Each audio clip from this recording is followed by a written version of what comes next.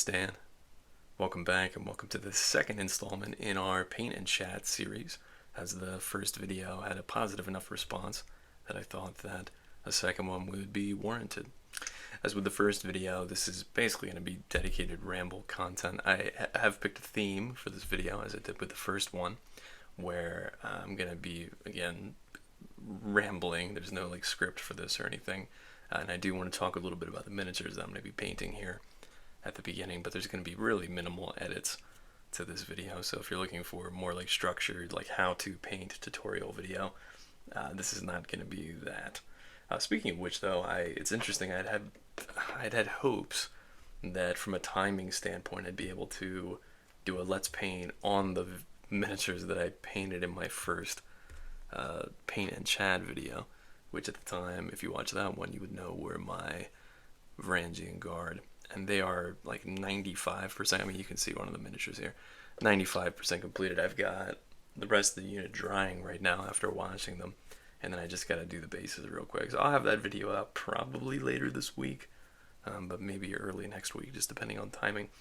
But as I didn't want to have two paint and chat videos with the same miniature content, I thought let's move to the next unit in the queue, again, while those ones are so close to completion.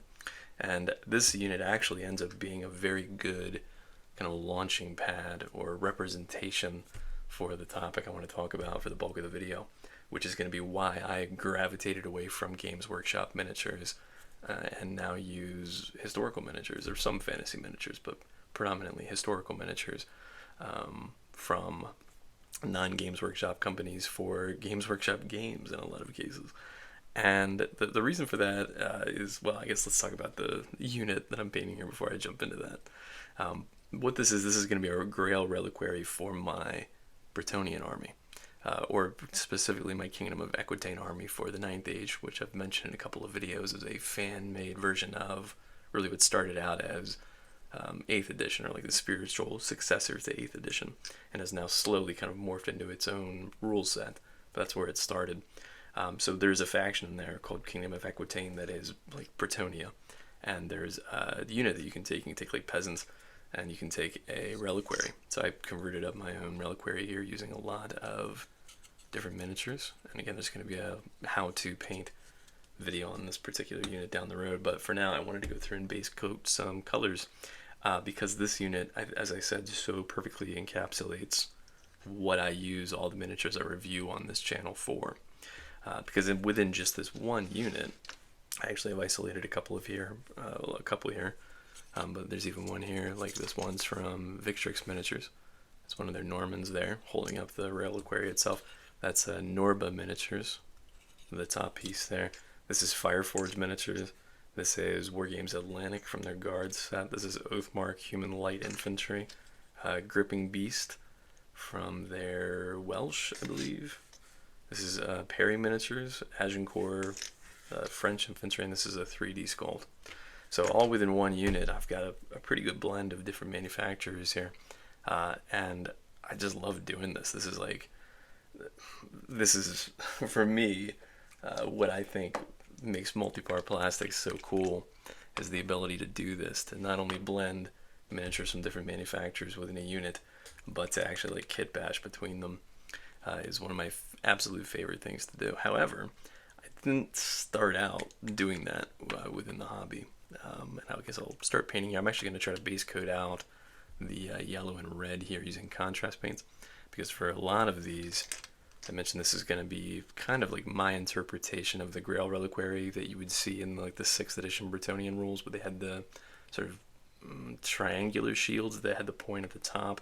It was a cool design choice, but in this case I'm using all these rectangular shields, or many of these rectangular shields from the Oathmark Human Infantry range, because I thought that was a nice unifying concept for all these disparate miniatures from different manufacturers.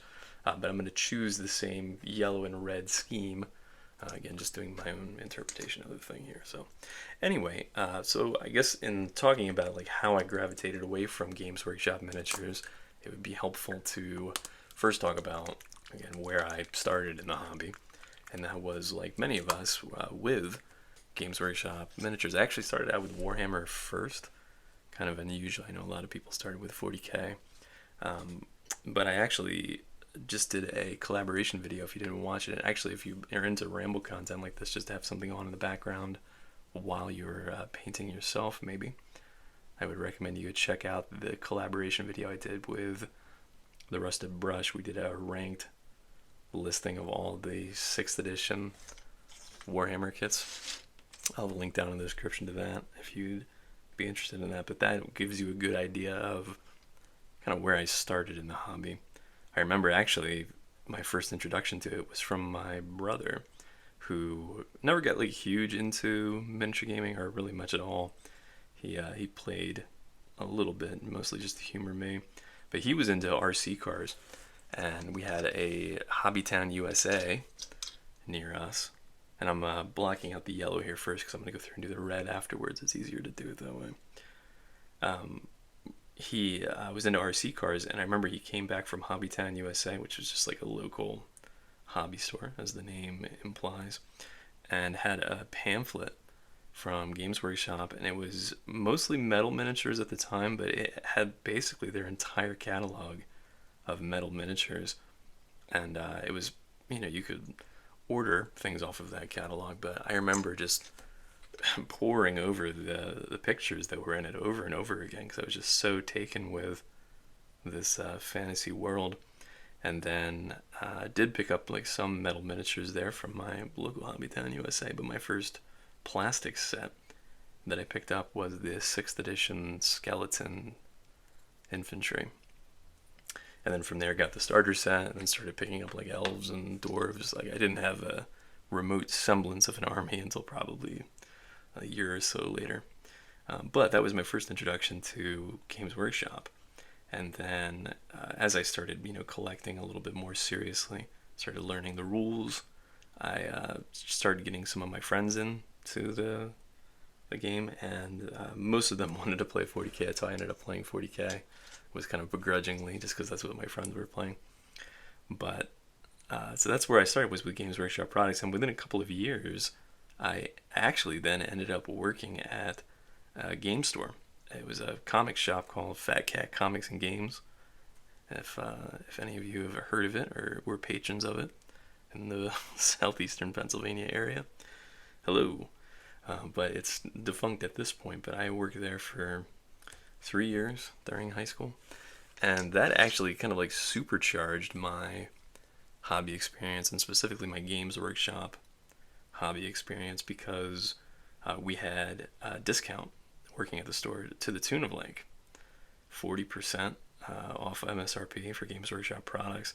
So I, for a long time, was really insulated from Games Workshop pricing because I got everything so cheap, so comparatively cheap, that I was able to build up a really sizable collection of like Games Workshop miniatures. And so it really wasn't until I went off to college and I had to start paying full price for miniatures that I started to like really experience how expensive the hobby was becoming, because that would have been like circa 2008. It's like right around the time where 7th edition, they were, I think, starting to more aggressively raise their prices compared to what they were doing in the early 2000s, kind of late 90s. So it coincided with me having a much less budget, being a college student who actually at the time was starting a family, and so I really didn't have much money at all, but I did have a small monthly budget that I allowed myself to have for hobby-related stuff. And so as a result, like, a funny thing happened where I would go to a local game store with this budget of, call it $20 in my pocket, and I could get like one blister and like a paint pot of something from Games Workshop, or I would look across the store and see something from Warlord Games, and I could get like a whole box of miniatures for about the same price, maybe a little bit more, but I'm kind of generalizing the price. So price was a big reason, certainly early on, right around the time, 2006, 2007, I guess, when I started looking away from Games Workshop and toward other companies. And I had dabbled a little bit, I would say, before I like made the leap into other like historical manufacturers, because the truth is at the time there really weren't that many that were producing plastic miniatures specifically, which is what I was into. And but there were a couple like Warlord Games was an early one. Gripping Beast was a semi-early one. But yeah, early on it was mostly some of these smaller companies that existed at the time, but also I had like dabbled in the concept with even my Warhammer, say Empire Army. I had used some War Machine models for like characters or as standards, just to like just be different, because I even saw working at the game store that there were other companies that were making miniatures that looked really cool. But another funny thing happened. I was really big into the tournament scene at the time, again, right around the time I was about to leave for college. And I noticed that there was like this real animosity within the community. Actually, I guess it would like maybe fall into three categories of gamer or opponent. Where if I would put down, say, an Empire army that had some War Machine models in it, you would have the majority of people that would say nothing, which is cool. You'd have some people that would say, oh, that's really cool, where are those models from? But then you have some people that were like almost repulsed by the idea that you would be playing a game of Warhammer with non-Warhammer models. And I hope that I'm really not into the tournament scene much anymore. In fact, for those that know me, despite the name of the channel, I don't actually get out to wargame that much these days. I'm mostly painting with any hobby time that I have, which is fine. It's kind of is what it is. But I hope that that's shifted, certainly in this era of 3D printing. I have to believe that that mentality is shifting slightly. But I'll tell you, in the kind of late aughts, there was a real aversion toward using non-Games Workshop miniatures in Games Workshop games. And so that almost like galvanized me to want to do, like, it's like the Office meme, like, well, I'm going to do it even harder now. So that was right around the time where I started having less money, or I should say that like my budget went less far with Games Workshop products, and I was starting to more and more experience this, I won't even call it like pro Games Workshop. It was just this idea, and it, WYSIWYG was a big part of that, where I don't want to use the term indoctrination. That's not what I'm getting at. It's not that serious, right? But there is this mentality that a miniature is supposed to look a certain way. It's what you see is what you get, for those that are not familiar with the concept of WYSIWYG, which is, the suggestion was like, if your Terminator is armed with a power sword, then it has a power sword, and you should have paid the points for the power sword. That would not be a power fist, for example. And there are different gaming groups take it more or less seriously, but my gaming group, or again the tournament group that I had in southeastern PA, took it pretty seriously, and so that really limited my ability to like branch out to other manufacturers. On top of the fact that there weren't that many at the time. So what then happened over the coming years is I started experimenting again. My first non-Games Workshop box set that I picked up was from Warlord Games. Actually, it ended up being one that I would never recommend, which is their early Roman veterans. In fact, if you watched my video that I did on best and worst kits from every manufacturer, that was my pick for the worst kit that I had dealt with from Warlord. But it was also one of the first non-Games Workshop sets that I ever picked up. So it was impactful for me that way. But it wasn't a great kit. It was very small. And some of the details I thought were lacking. But it was a good proof of concept for the idea that there are lots of miniature companies out there. Certainly now we're spoiled for plastic choices, but even at the time, this idea that I could build up an army for a fraction of the price of a Games Workshop army to represent in a Games Workshop game was very tempting. It also matched my, again, what you see now is me painting up different miniatures from different companies, but that, when you buy something from Warlord, just to use that as an example, there's no expectation that you are going to exclusively buy Warlord miniatures.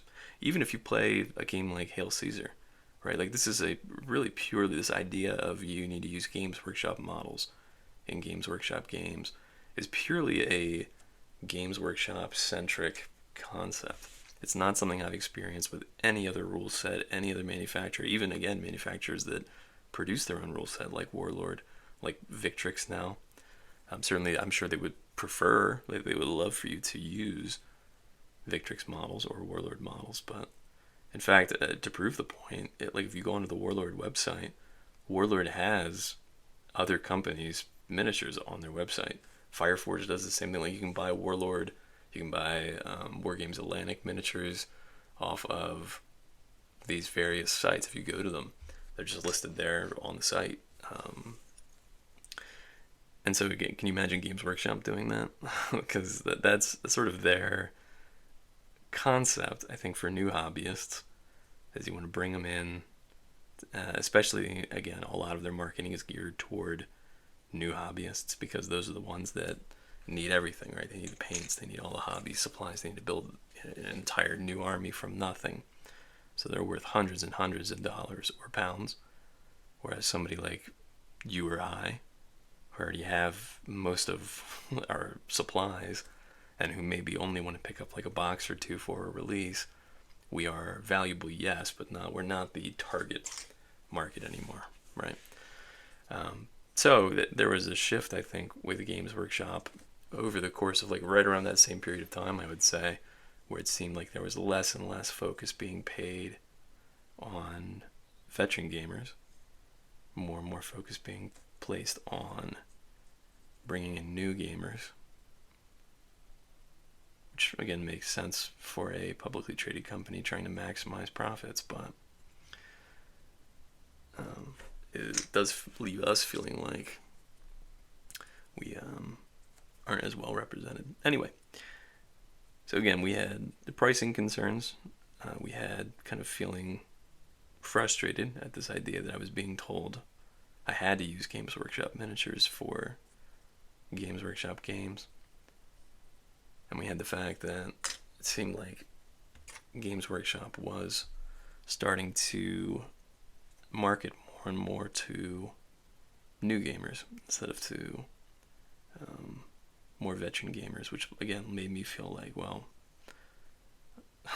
let me continue looking elsewhere if you don't even care about me. And I guess you don't care about my money. So anyway, it all, right around the same period of time, made me feel very justified in starting to collect other armies. But I still loved the games. All my friends still played Warhammer and Warhammer 40k, so that's what I continued to play. And I remember actually once I had built up an army of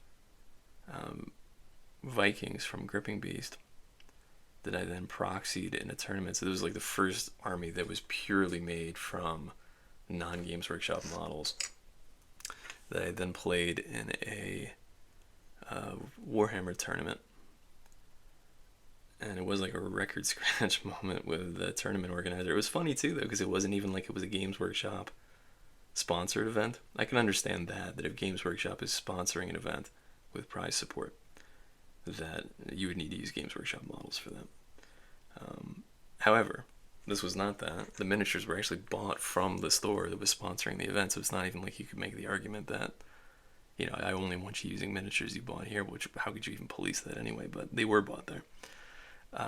But it was like, it wasn't an argument, but it was a conversation with the event organizer on whether I could actually use this Gripping Beast Viking army as a proxy, I think, Warriors army.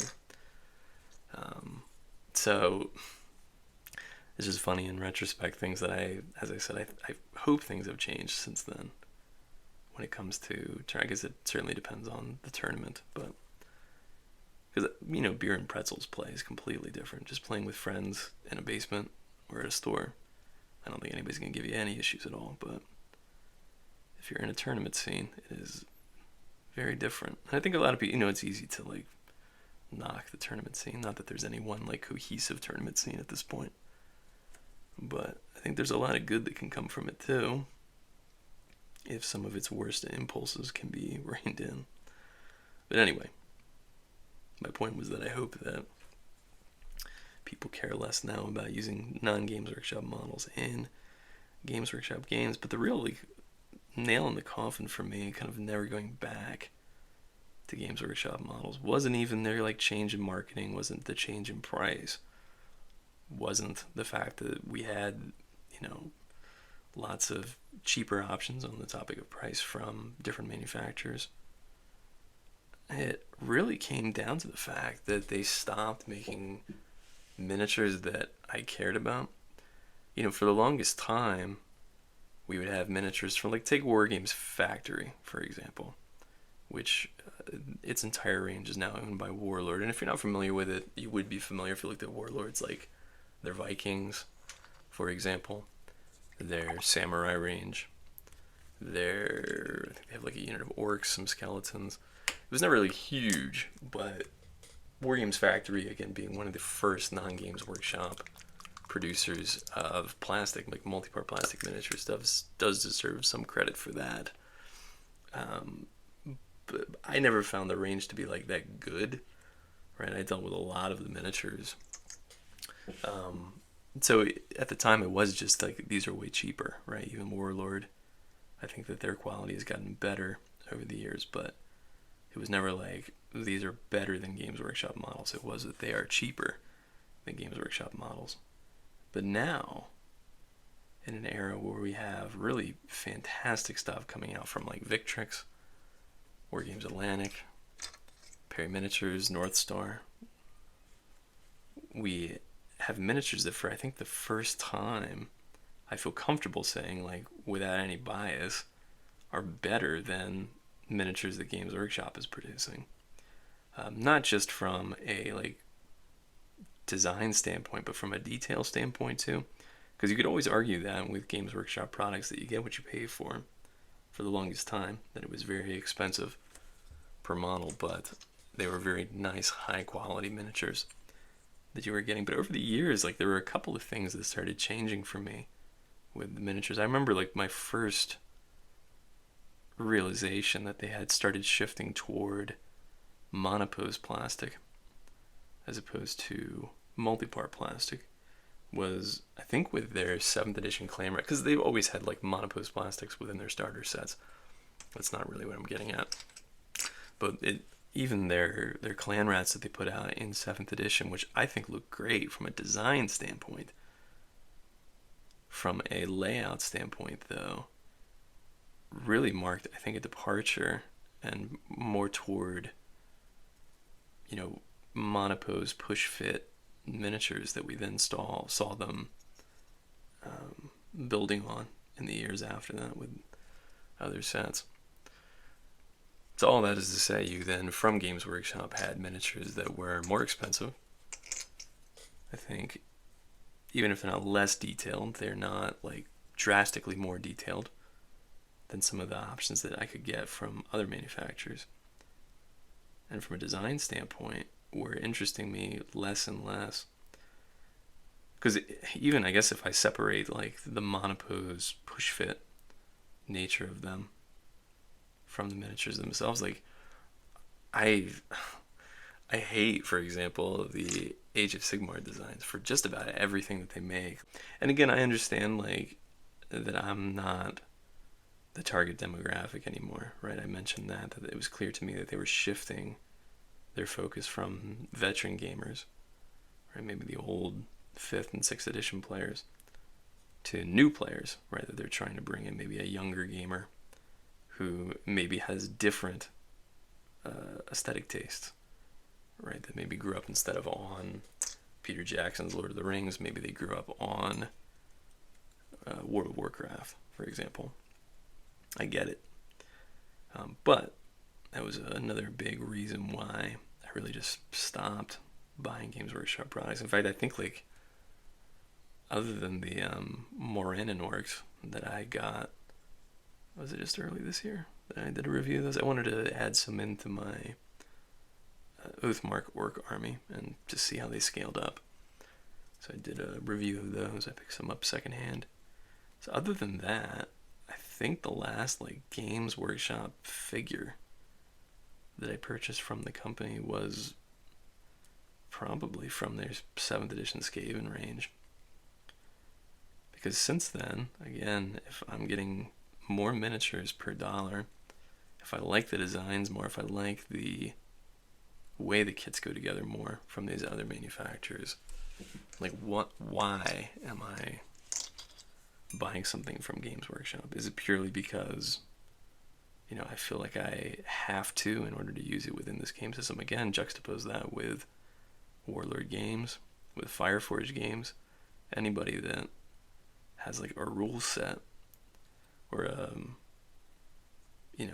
favored rule set for the miniatures that they sell, and ask yourself if they would like stipulate that you only use their miniatures in their rule set.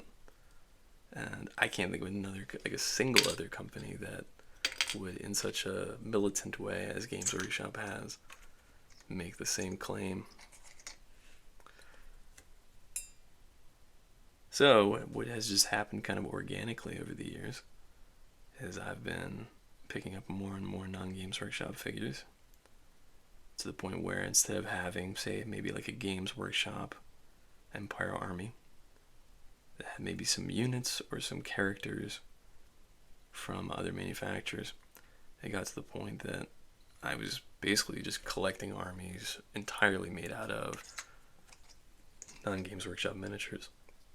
And of course, the rise of companies like Perry Miniatures or Perry Plastics, Wargames Atlantic, North Star's plastic ranges, Victrix, of course. The rise of those over the years. Gripping Beast, I had mentioned. They've been doing metal miniatures for years, but shifting into plastics has been a real game changer, because it doesn't help if there are no options on the market. But now we have so many to choose from that it's almost dizzying sometimes. I was actually just recently trying to map out. I mentioned in my last video that I wanted to review everything someday, and just how gargantuan a task that is, even if I'm just purely sticking to multi-part plastics, how difficult that's going to be to achieve.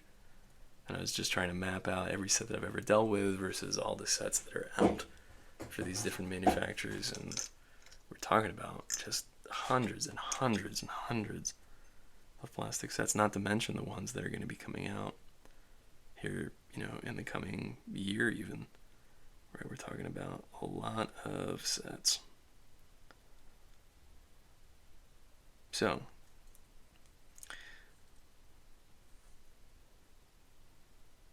I think if I had to pick one reason why I left GW, I think it's fair to say it was price. Like, if I had to just pick one, or the number one reason, I think it's fair to say price was a big reason.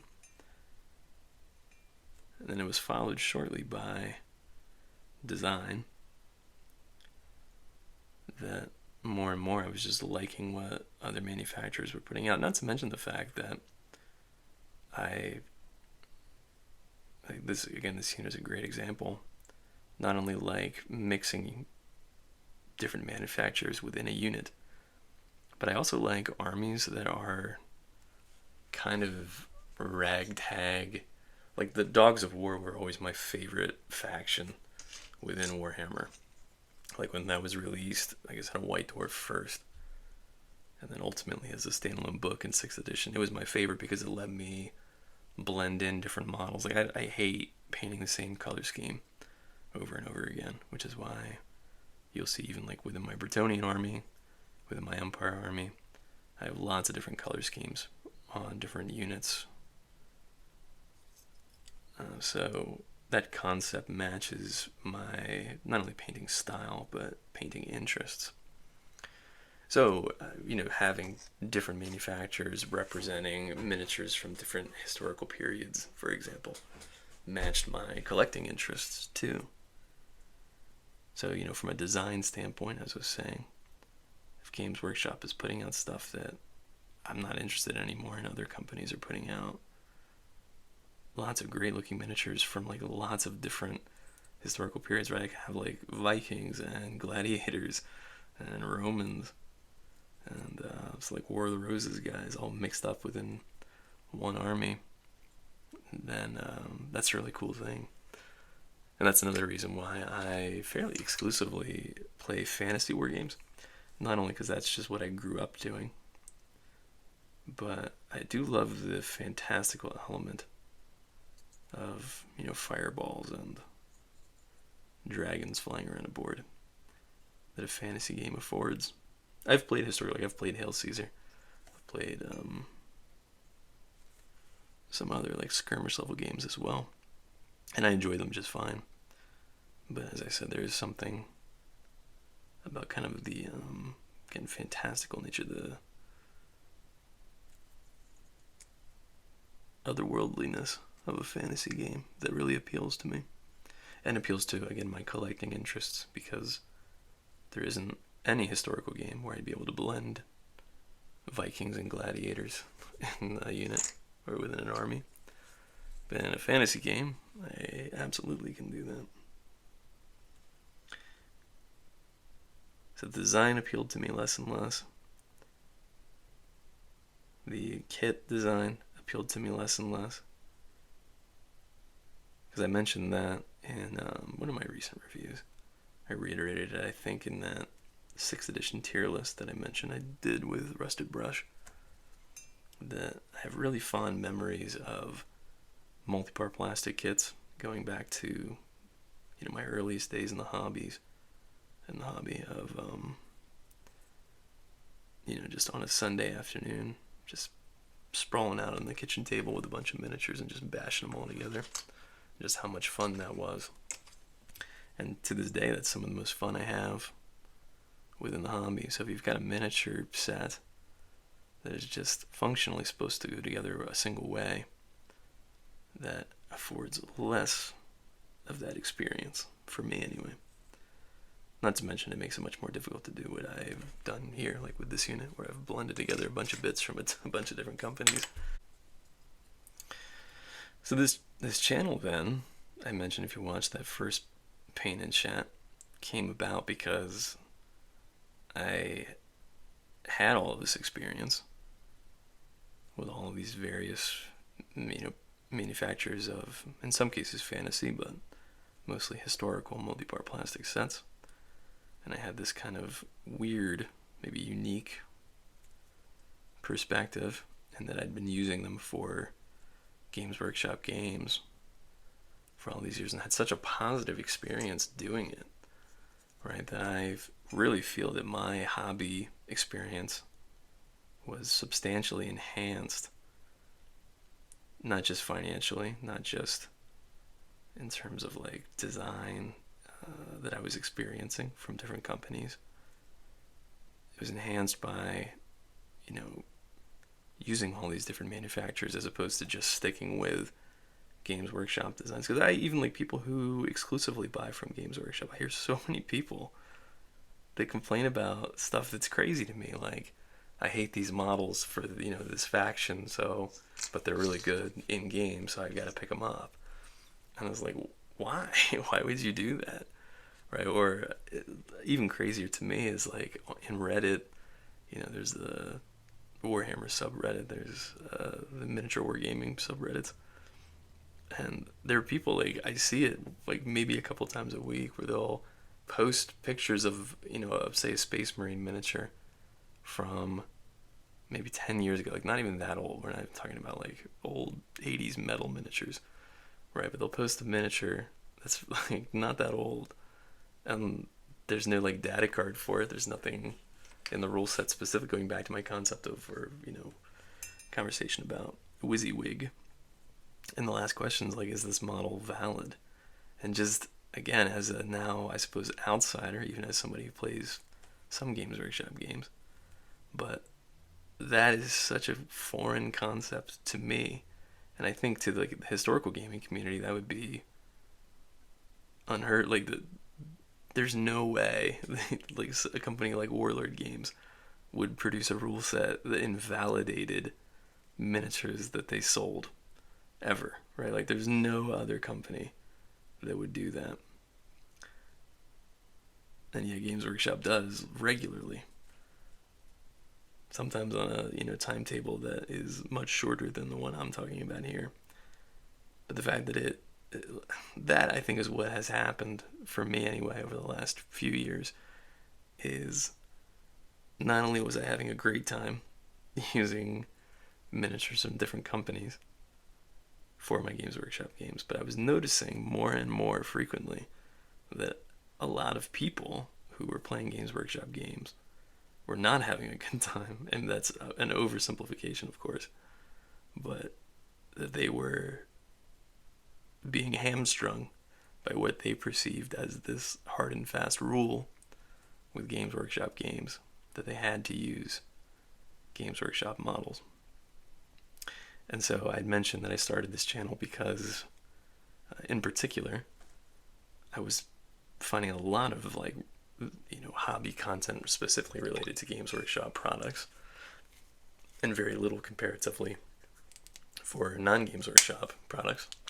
So I thought, well, I'm already picking up a lot of these sets anyway. Let's review them. But I think I've mentioned this before in prior videos too, that for me it's become almost like a side quest, I guess, not just to have this information out there, because I think it's relevant, especially like review content of some of these manufacturers, but I've mentioned that my real goal is to get this information in front of Games Workshop customers, because I think many of them, and there's certainly going to be people that love Games Workshop miniatures and want to keep buying Games Workshop miniatures. They don't think the other ones on the market are as good. That's totally valid, and I'm not trying to tell you to stop buying from Games Workshop if you like buying from Games Workshop. That's not what I'm talking about. I'm talking about the people that, as I said, maybe are frustrated with Games Workshop, but think that they have to buy from Games Workshop, either because they've been told that from Games Workshop, or because they genuinely don't know that so many great options exist. And I think that's becoming less of a problem. Again, as I said, 3D printing has really changed things because it's made it, I think, more normalized to have, if not like full non-Games Workshop armies, which people certainly do, but starting to customize things within Games Workshop armies, supplemented with 3D printing. But I see, I swear there's like a comment in every single one of my review videos of people that say something to the effect of that they didn't know that this set was out there. It's proving actually kind of difficult, though, to break through.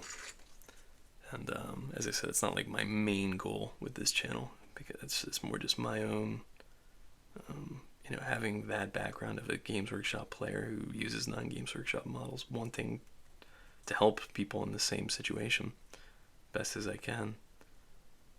So it's more just like a happy byproduct if I can like break through to that market. But the truth is that the YouTube algorithm seems to, it's almost like it's two different algorithms for miniature content and Games Workshop content. And I've really found that like within the last couple of months, where if I put out a video that is Games Workshop or like Warhammer specific, one, it does get a lot more views, but that's not the point I'm trying to make. The broader point is that it almost seems like it gets recommended to a different group of people than if I have, say, just like a painting video on like miniatures like this, right? Or if I have a review video of, say, a Gripping Beast Welsh figure, that gets recommended to a totally different pool of people. Now, I don't think there's anything nefarious happening there. So I don't think Games Workshop pays money to have their stuff recommended to their players and then, prevent that from getting recommended elsewhere.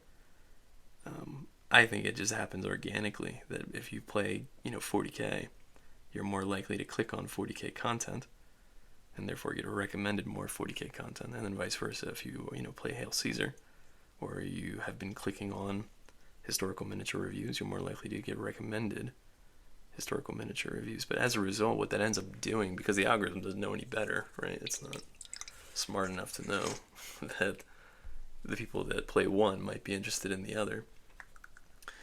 It ends up kind of like creating silos that just further exacerbates the problem, because while companies like Warlord might have no problem recommending Gripping Beast stuff on their website and advertise for companies like that. Games Workshop has adopted the complete opposite philosophy of essentially just pretending that other companies don't exist, right? Which is fascinating because it has, I think, worked for them very successfully through the last couple of decades. I do think it's a losing strategy in the long run. Again, I keep coming back to 3D printing being a games changer for the hobby, but I think Games Workshop's going to be disproportionately impacted by it compared to some other companies because they've really cornered themselves, so to speak. I could have a whole separate video on that, but it is interesting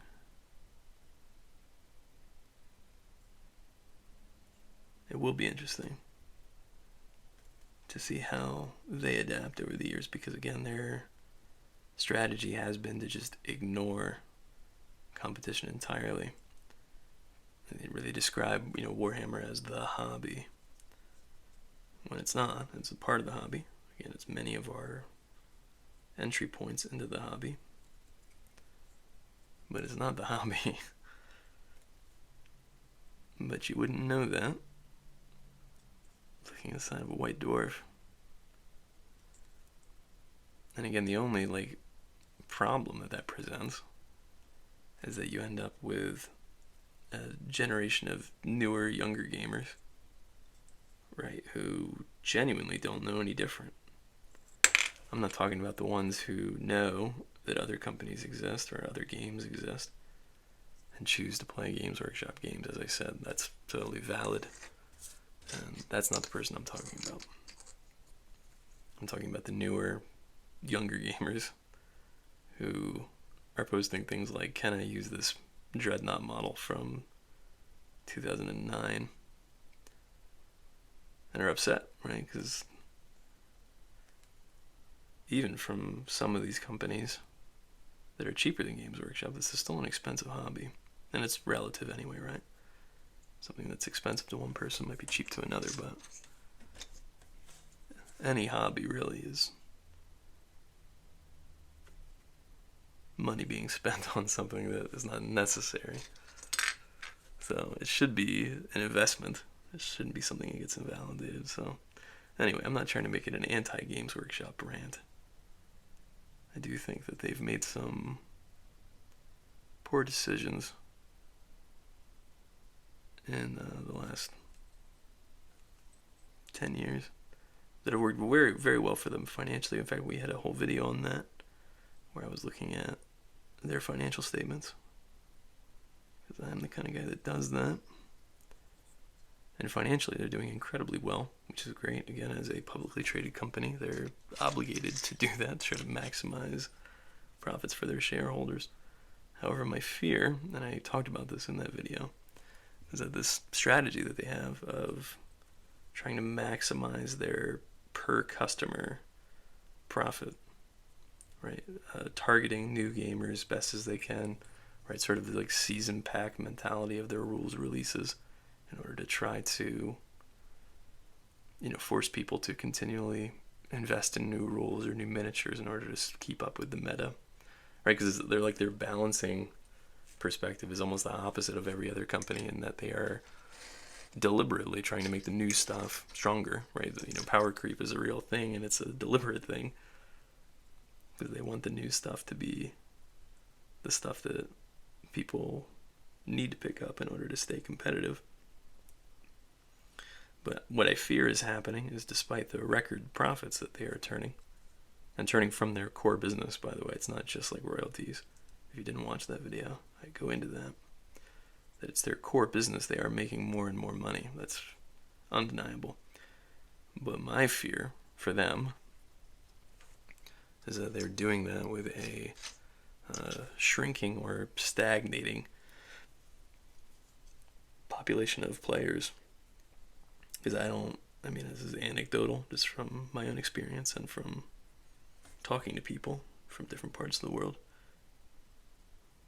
But aside from some Age of Sigmar communities that have grown, and I think that's mostly just because they shrank so much after the end times that like some kind of growth is natural.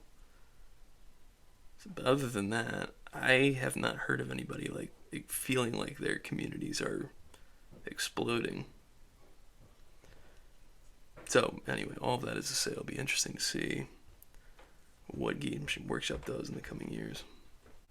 And I think I'm gonna leave it at that. I mentioned I'm going to be doing a how to paint video on these guys. You saw me do the shields and a little bit of the metal, but I'm gonna focus on this reliquary itself on the Let's Paint video. And then I mentioned too that I've got these Varangians that are drying. This one looks like it's just about dry, but I gotta do the basing up on them, and then I'll have that video up shortly. Some review content, not far behind all that as well, but if you're interested in this, let me know if there's any other topics you'd like to hear me expand on. I could even just do like a AMA style video if that's something you guys would like to hear. So let me know down in the comments, but I appreciate you all dropping by for this one in the meantime, and until next time, happy gaming.